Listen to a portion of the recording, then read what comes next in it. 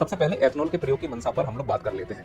जो एथनॉल यानी flex fuel का हम प्रयोग कर रहे हैं, इसके कई सारे सकारात्मक और कई सारे नकारात्मक प्रभाव हैं। अगर सकारात्मक प्रभाव ज्यादा है, नकारात्मक प्रभाव कम है, तो निश्चित तौर पर यह योजना तीव्र गति से लागू करनी चाहिए, शायद इसलिए की जा रही है। तो इसका मूल्यांकन सबसे अच्छा तब हो सकता है जब इसके हम सकारात्मक प्रभाव को समझें। और एक्चुअली एथनॉल के प्रयोग के सकारात्मक प्रभाव की एक लंबी लिस्ट है। जैसे एथनॉल का अगर प्रयोग बढ़ता है तो क्रूड ऑयल का जो हम आयात करते हैं वो निश्चित तौर पर कम हो जाएगा। इससे हमारा फॉरेक्स रिजर्व बढ़ेगा। यहाँ तक कि एथनॉल के प्रयोग करने से कार्बन एमिशन भी कम होगा और जो गन्ना कर रहे हैं किसान है उनकी आय भी बढ़ेगी। इससे रूरल इकोनॉमी पे भी इम्पैक्ट पड़ेगा पॉजिटिवली। यहाँ तक कि जो ये एथनॉल है यह कचड़े से भी प्राप्त हो सकता है, तो कचड़ा मैनेजमेंट भी एक बहुत बड़े स्तर तक किया जा सकता है। ऐसी ही लंबी लिस्ट है एथनॉल के प्रयोग के लिए और इसके सकारात्मक प्रभाव निश्चित तौर पर पर्यावरण के लिए और कई सारी चीजों के लिए देखे जा सकते हैं। पर यह इसका केवल एक पक्ष होगा। दूसरा पक्ष भी समझना है कि इस एथनॉल के प्रयोग से नकारात्मक प्रभाव क्या होंगे। क्या सरकार उनको नजरअंदाज कर रही है? जैसे जो कारें 2023 से पहले बनी है, क्या उन कारों के इंजन E20 फ्यूल को यूज करने के लिए तैयार है?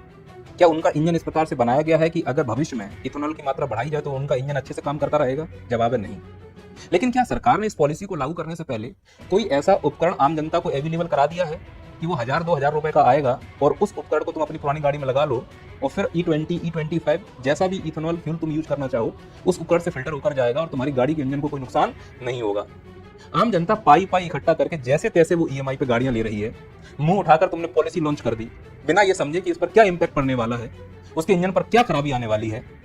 और इसके रिसर्च का काम जनता खुद करेगी। जब खराब होगा तो बता देना खराब हुआ, हम पॉलिसी वापस ले लेंगे। पॉलिसी लाने से पहले उसकी वैकल्पिक व्यवस्था सरकार को करनी चाहिए थी कि नहीं करनी चाहिए थी? नहीं तो किसी दिन दिल्ली की तरह कानून लाएंगे कि जो गाड़ियां 2023 से पहले बनी हैं जिनमें E20 फ्यूल अच्छे से यूज नहीं हो पा रहा है वो गाड़ियां बंद।